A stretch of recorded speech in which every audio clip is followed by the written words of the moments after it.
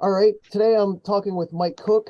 He's the manager of the Incline Plane Trails. So we're going to talk about that a little bit today. It's a what I want to call is a hidden gem of Johnstown, Pennsylvania. So with that being said, Mike, if you want to give a brief intro about yourself. Sure. I'm a transplant to Johnstown. I grew up in Nannyglow. When I was a kid, my mom got involved with the Ghost Town Trail project whenever that came to fruition right around 92.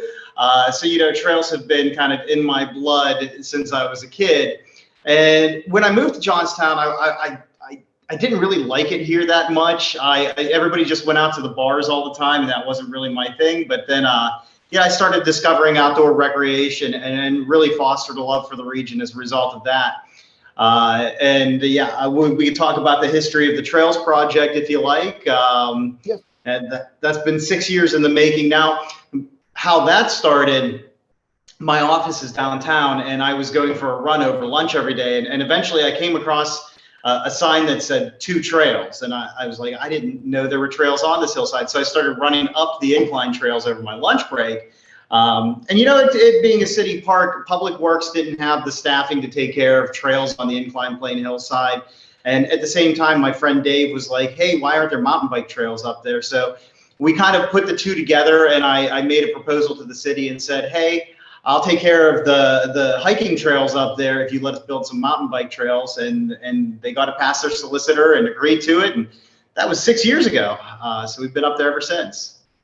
Yeah, if people don't know, there was just I want to call them like rough trails before, and they just had some like sculptures and stuff like that up there. So it was very like primitive, I guess is the word to put it.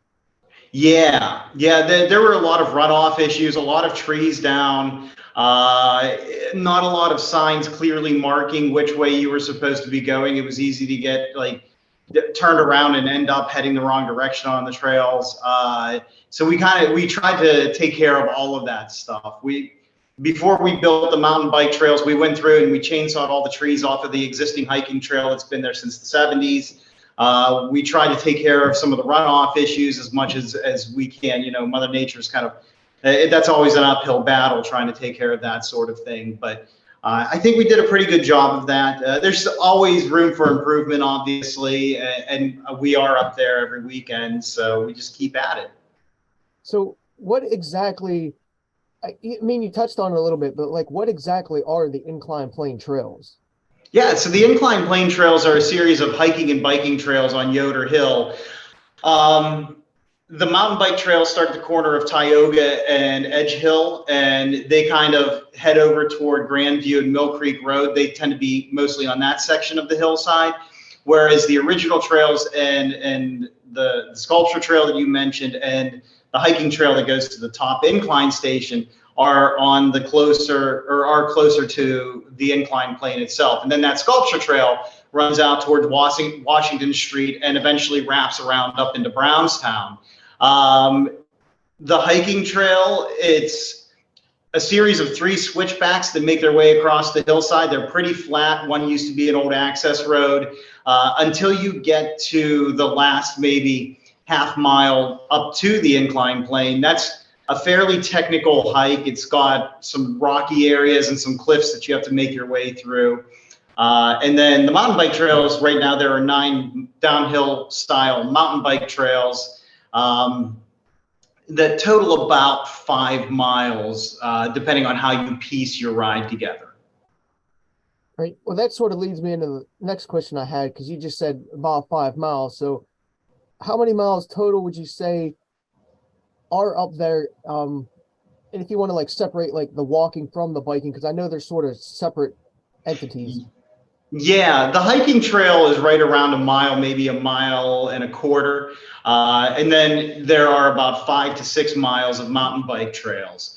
When we're in an off season, I encourage people to use the mountain bike trails for hiking as well. You're more than welcome to hike on those. It's just that like once the incline plane's open and it's mountain bike season, there's not a lot of room for error when there's a mountain bike barreling down on you. So at that point, I encourage folks to just stick to the hiking trails. But yeah, so 1.25 miles of hiking trail, and then 5 to 6 miles of mountain bike trail. And you just said about the incline plane being open. It's been closed for a couple of years now, which I would 100% say it probably hurt some of the things you were trying to do just because you don't have that access to it. So working with the incline plane, how do they help you? Because I think you guys sort of worked out a deal before where you could ride all day for like a certain price and something like a partnership you guys have going on. Yeah. So what was really great was Camtran realized that, this isn't just a like flash in the pan thing, that these mountain bikers are going to be coming in and they're going to be, riding these trails for a while. So they were really nice. They put together a $15 day pass where you can ride as many times as you can go down those trails. Right now, I'm hoping to work with them for when they reopen this year and get some kind of season pass together. A lot of people would be willing to pay $200 to have the ability to just come into Johnstown and not have to worry about buying their pass, just have like a ski lift style tag on their bike and ride the incline plane all day. Outside of that, most people were just buying the $3 passes for the one-way trip whenever they wanted to go up the hillside. But that $15 pass, that was really, really popular whenever Camtran implemented that. And they've been great to work with. In fact, they even started stocking cycling supplies in their gift shop at the top. Hope Cyclery was working in partnership with them to put inner tubes and some like basic stuff up there that you might need when you're out on the trail for the day.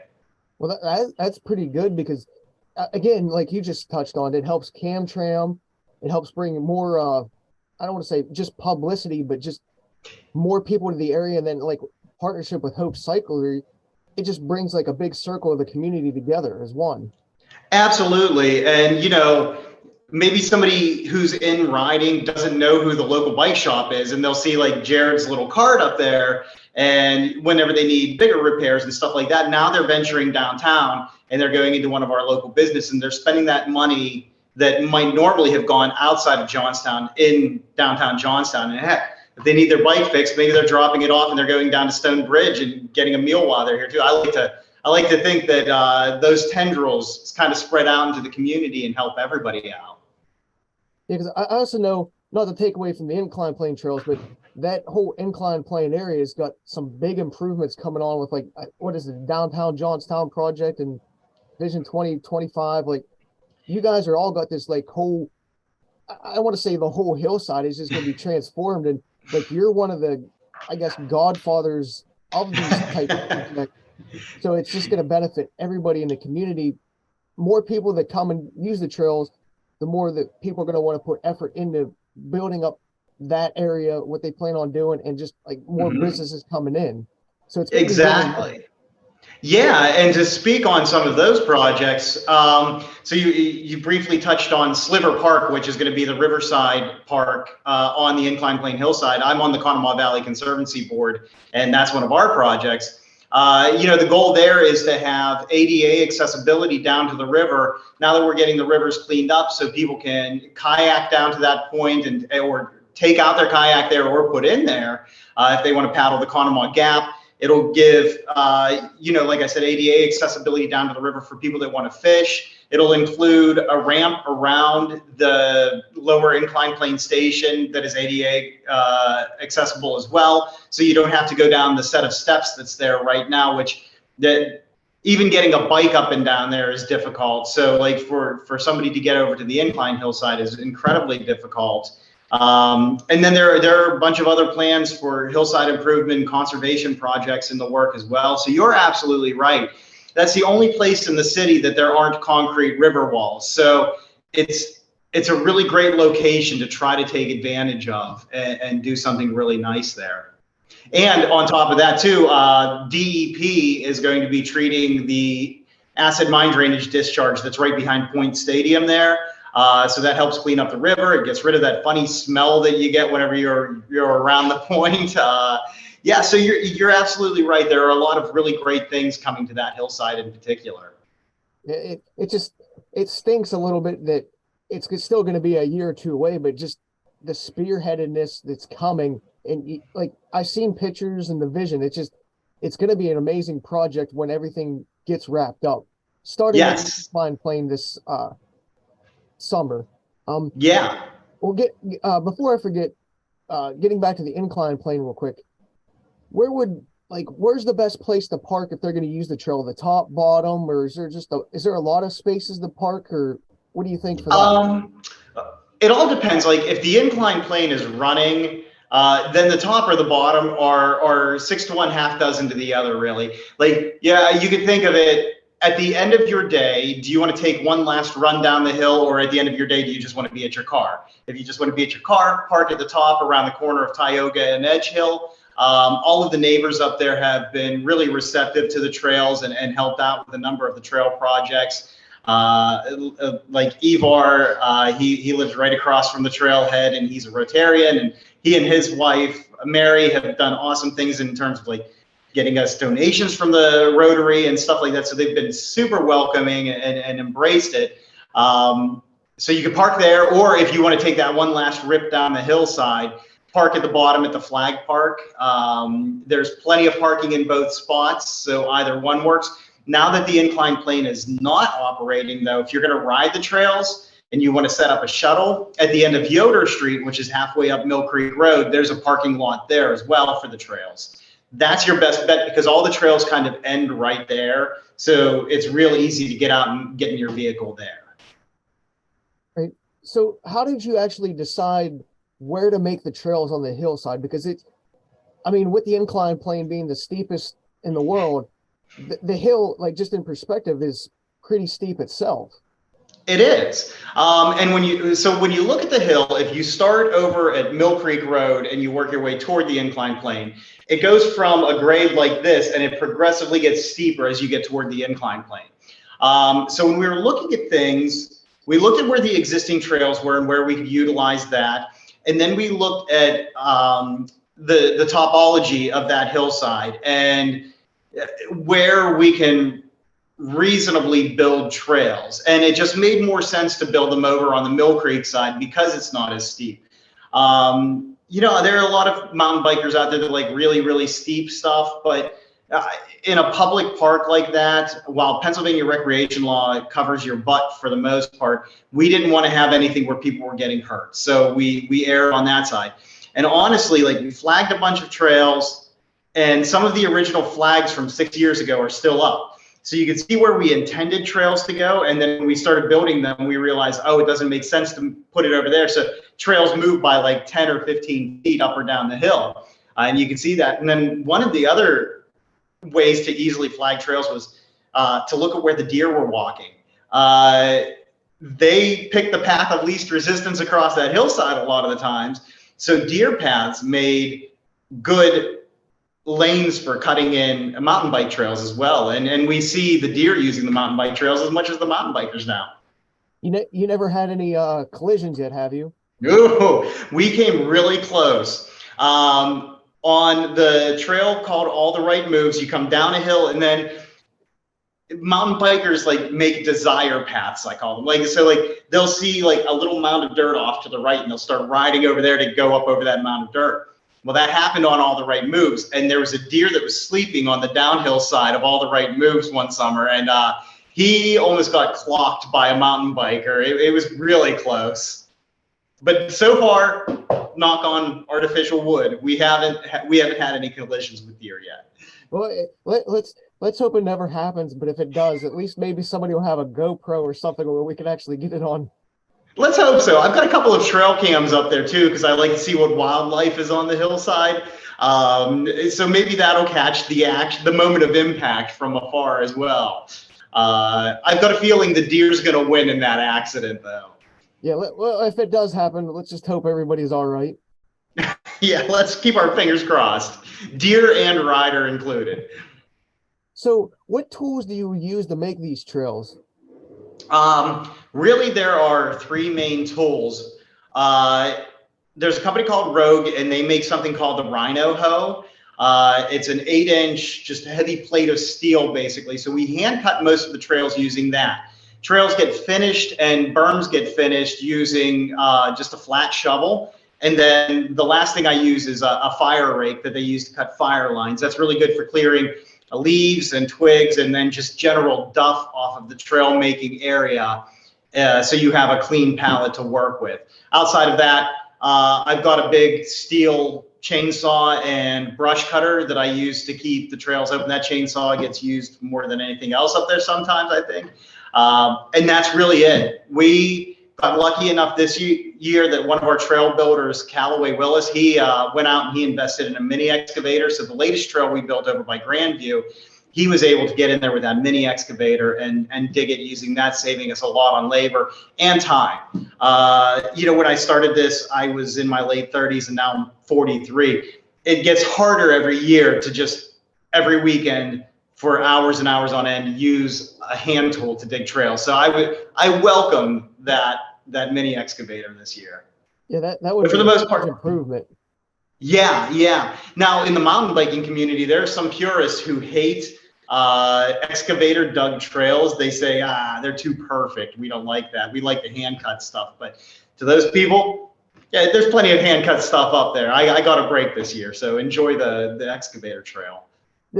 No, is the trails more like smooth, or do you have a little bit of jumps? Because you touched about berms and stuff like that. Yeah, we try not to build jumps only because that opens up the potential for people to get hurt. So we try to do flowy dirt trails. Now some of the trails you can consider more technical. There are like rollers on them, and there are berms because like J-Line and Grandview, the two trails closest to Mill Creek Road, they're just a series of switchbacks down the hill. So you needed the berms to get people down that. But we do try to avoid doing jumps and stuff like that. It would be nice if we could have like a dedicated jump area, but it being a city park, we would like to be a little bit conservative with the features that we build. They told me whenever I started this, no man-made features, so like no wooden ladder bridges and stuff like that. So we try to keep it, like I said, conservative for the sake of the city letting us build the trails up there. Well, I mean, that makes sense to me, because you start getting jumps and then somebody, I guess, hits it wrong and they actually go down the hill like sliding. And then what happens is city's like, all right, you guys are done. So yep. I guess it sort of prevents that from you guys getting shut down, basically.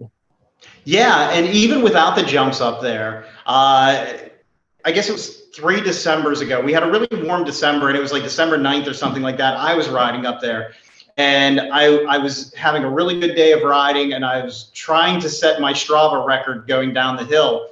And on a flat section of trail, I took a couple of extra pedal pumps, and one of my pedals came down on a fist-sized rock, and it pivoted the bike, and it launched me into a tree at 25 miles an hour, and I ended up breaking 5 vertebrae and herniating 2 discs.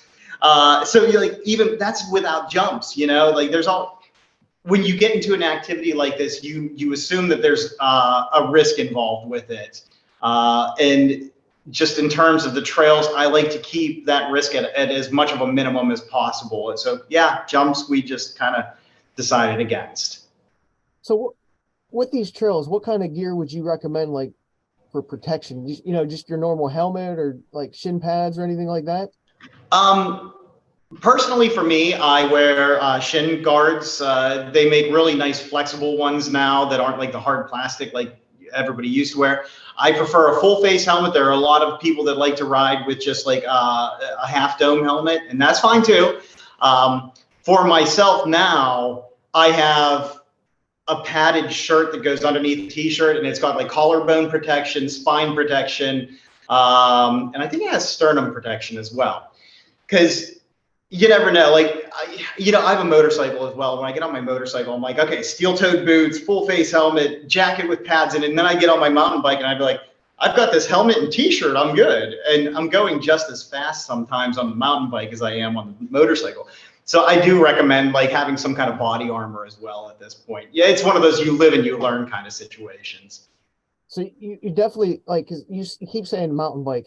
So it's definitely mountain bike, like a fat bike, fat tire type trail, not hybrid road. So people don't get this idea, hey, me and my family are to come out in our little tricycle type bikes. Yeah. You definitely want disc brakes. I tell people that all the time, but like in terms of the style of bike, we have experienced riders that have bikes like the Salsa Journeyman that are rail trail kind of hybrid gravel bikes, and they'll take them down, but they're comfortable with their skill set. Otherwise, I recommend at least front suspension, disc brakes, something a little more rugged, because again, there are some rock gardens up there that you end up going through. And if you're not used to being loose on your bike and using your shoulders and your hips and your knees as suspension, you're going to want that mechanical suspension on the bicycle. But yeah, there are some people that they have full rigids and they go down it too, but they know what they're getting into. If you're a novice rider, you're definitely going to want suspension on your bike.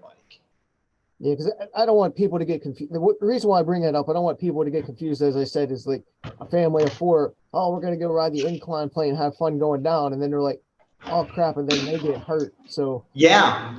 I just wanted to touch on that a little bit. Yeah, and in terms of safety too, I cannot stress enough the importance of a helmet. We've had people show up at the trailhead without helmets on, and I'm like, I don't have the authority to kick people off the trail, but I'm like, you guys can't be riding on these trails without helmets on. And one guy got actually confrontational with us, and I kind of put my hands up and said, all right, if you want to go past this sign that says you're going to die if you don't wear a helmet without a helmet, that's on you. And he ended up riding. I left for the day at that point. I didn't want to be around in case something did happen, but helmets are super critical all around. As a cycling enthusiast, I even wear a helmet when I go down rail trails and stuff like that. All right. So what are the future plans for the trails themselves? Right now, we just finished up a couple of new trails. We have 2 new trails for the opening this season. In terms of new trail building, that might be about the limit of it. We've kind of squeezed in as many trails as we can in an area. However, what we do want to do is find a flat area to build what would be considered a skills park.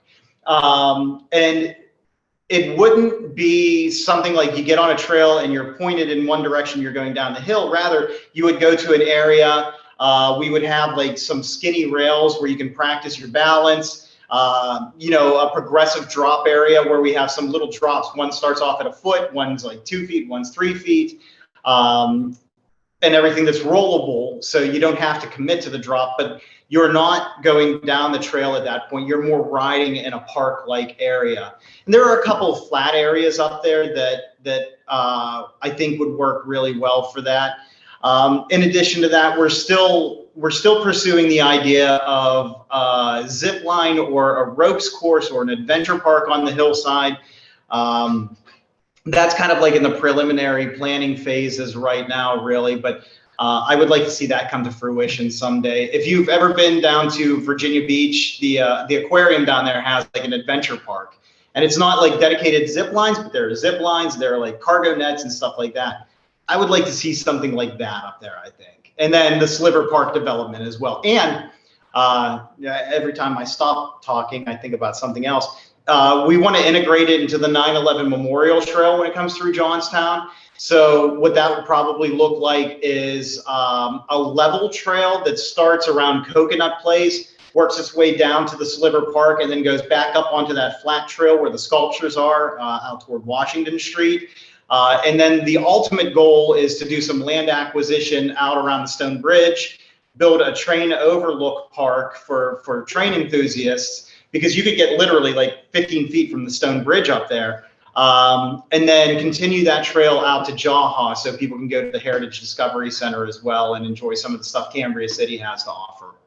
Well, I mean, those are some very ambitious plans, but I'll tell you what, that will make downtown Johnstown itself like a very spectacular area, just like visit even on that side of the hill alone.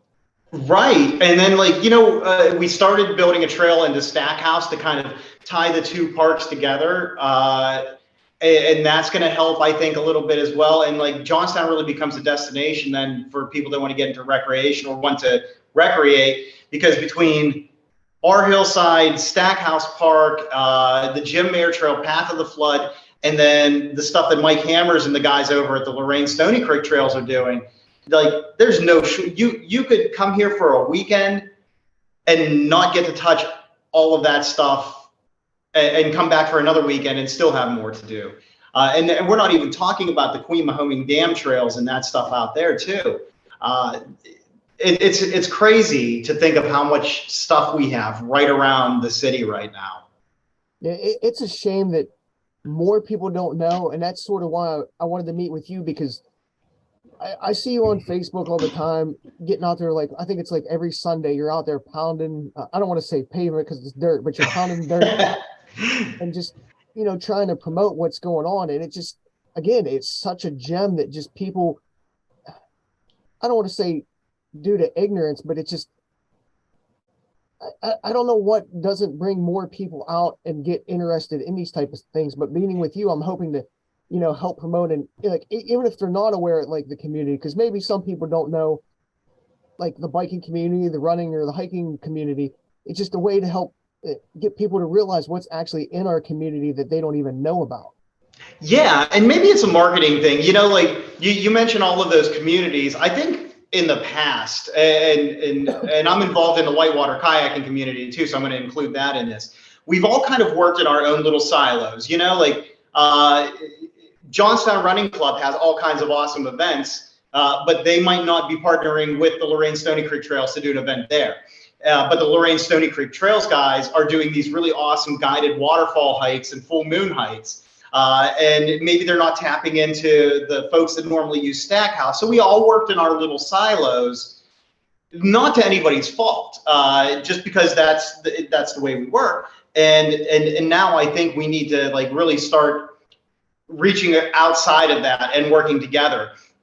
So there's talk that for a while now we've wanted to do like a scavenger hunt between Stackhouse, the Incline Plane, and the Lorain Stony Creek Trails to get people going to these different parks. Like, maybe it's a geocaching based, or like maybe there's a landmark in Stackhouse and you go take your picture with it. Whatever the case is, we thought about doing this little scavenger hunt between the three parks to break down some of those walls and really get people enjoying everything we have around here.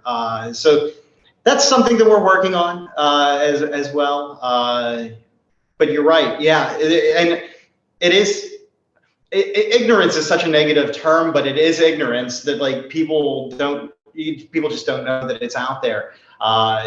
Maybe we need to work with the Visitors and Convention Bureau and get them to start promoting some of the stuff we do. Get the word out, because most of the people, 90% of the people I see on the trails aren't from Johnstown. A lot of them are from Pittsburgh or Harrisburg or State College. They're part of these cycling communities, and they come into Johnstown to ride on the trails. So yeah, we need to do better in our own community spreading the word about this stuff. Yeah, because I would like to see more people active. I think people want to. It's just I don't know if like I said, not necessarily ignorance, but it's more like maybe afraid to, or they're not part of a group yet. So like getting them started and getting them involved is maybe, I guess, the best way. Maybe all the groups, help promote and then intertwine one another, is just getting new faces and fresh blood into these different parks and activities. Yeah, and I've thought about too, like, I'm sitting in a school right now as we're doing this. Like, do we start encouraging the local schools to do outdoor clubs with their students? Like the Greater Johnstown, Greater Johnstown has a fishing club that they're all about getting the kids out. We took them AMD water sampling, explained why conservation is important. Like, do you start in our local schools, start fostering that enjoyment of recreation and love for the outdoors while they're young? And maybe then, they graduate high school, go away to college, maybe they come back to Johnstown then because they really have an appreciation for that sort of thing. And it slows down the brain drain that we tend to see in the area right now. Yeah, it'd just be nice to get more families out and about, because that's one of the things that I've been touching on in some of my other podcasts is when people talk about taking their kids to like different races and stuff. Like, I always say I like to see that because it's family time, but it's active family time where they're going to make memories instead of just sitting at the TV watching a TV show. Like, You might Yep. remember that, but if you're going out on a trail or experiencing something, that's a memory that lasts forever. Instead of that, oh, I remember that line that guy said on TV 20 years ago. Yeah. On top of that too, it encourages a healthy lifestyle as well. You foster a love for like hiking or running or cycling, and that kid is going to grow up and live a higher quality life as a result of that because they're not so sedentary anymore. And we need that as more than ever, I guess, in our time. Yeah, yeah, and it's good for your mental health too. I don't know about you, but like I sit in front of computer screens all day, every day for work. When I'm in the woods on the weekend, it's like a meditation actually, just getting out there and clearing your mind and enjoying nature a little bit and not staring at a glowing box for 3 hours. Yeah, it's definitely rejuvenating. That's for sure. Mm-hmm. A hundred So, percent. so where do we find out more information about the Incline Plane Trails and just the Friends of the Incline Plane Trails in general? Yeah, so the Friends of the Incline Plane Trails Facebook page is your best bet. Another really good resource for like all things outdoor recreation related. If you go to whereadventurelives.com, there's an interactive Google map on there with everything from hiking trails to river put-ins for kayaking, like Colt Hupin's on there, and then there are a bunch of like ice cream shops as well. Tasha Adams put that together. I've got to give her credit where credit's due. She did a bang up job with it with descriptions of everything on there. So Friends of the Incline Plane Facebook page, and then whereadventurelives.com is another great resource as well. Do you guys have any maps yet? Are you planning to make any maps? Because you just said you added a couple more trails. Are those going to be available anywhere for people to see? Yeah, I actually had a UPJ student that needed to do a senior project over the winter. She GPSed all of the trails, including the new ones. She got me all of the GPX files. She's in the process of designing a trifold that I'll be able to hand out at local businesses or put at the Visitor and Convention Bureau. And then at the trailhead, I'm going to make a big sign, like a big metal map of the trails. And then I'm going to get some really nice laminated copies of that made as well using those files. And I've got a couple of people helping me out with that, fortunately. Yeah, at some point this spring/summer, as you noticed, I videoed like different like race courses and like trails in the area. I do want to get up there and get them all videoed, or maybe not all, but just give a good sampling of trails because that way it helps promote what you're doing and then getting people to come in and spend money because you say mountain bike trails or you don't really know until you see it. So maybe it brings more interest being able to see them firsthand. Yeah, I would agree. And yeah, if you want the VIP tour when you have time to do that, just let me know and we can go for a hike up there together. Yeah, we'll definitely hook up with that once it gets a little bit warmer because it like Yeah. even before the trails open for bikes is that so that way we can take our time and do our thing. Yeah. And two, they're kind of like we've had a lot of precipitation lately. So like this time of the year, they tend to be mucky. We'll let them dry out so that they're in real good shape before we do that. Yeah, get a good representation of them. Absolutely. So how can people help support what you're doing and everything on that hillside? What's great is I've been able to do this on a fairly shoestring budget. I've got a fund at the Community Foundation. If anybody wanted to donate to it, it's just the Incline Plane Trails Fund. But I've gotten away with not using a lot of money, which is nice. All I had to do is buy the tools. The biggest way people can support the trails and help out with them is by volunteering. And we go out every Saturday and Sunday morning from 8 until 10. Just 2 hours, and we dig trails and do trail maintenance on them and chainsaw anything that needs done. If anybody's interested in that, if they send a message to that Friends of the Incline Plane Trails Facebook page, I can tell them where we're going to meet, because some weekends we might meet at the corner of Tioga and Edge Hill. Other weekends we might meet at Yoder Street, depending on what part of the hill we're going into that weekend. So that is really the best way to help out, is just by volunteering. Let me see if I can bring it up real quick. Sure. Can you see that? Is it showing the Friends of the Incline Plane Facebook page? It is, yeah. That's the one right there. So if you want to get information or send him a message, this is what you look for on Facebook, Friends of the Incline Plane. Uh, it's got some information. He's got some, well, there's videos of him. Got a couple, see if I can bring this. Hey, Those are my horrible. well, that's not really, yeah, that's not the incline. Maybe this one. Yeah, is that the incline? There we go. There we go. Zoom in on the incline hillside. You see all those dots. There you go. Those are all the GPX tracks of the trails. So that's an accurate map of them, but we'll have something that's a lot more visually appealing whenever we get the final maps done. Oh, thanks. And then I try to do a live video at least once a weekend for the sake of updating everybody as well. I'm just happy I got to do that. I've been trying to work with that with the upgrade with the Zoom and stuff. So it's pretty nice to show people firsthand like how to do that or where to look, I guess. Yeah, definitely. Share the screen a little bit. So what else would you like to add about the trails or the things you're trying to do within the community? You know, like Melissa Comar always posts on her Facebook that it's brick by brick. You know, like no one project is going to completely turn Johnstown around.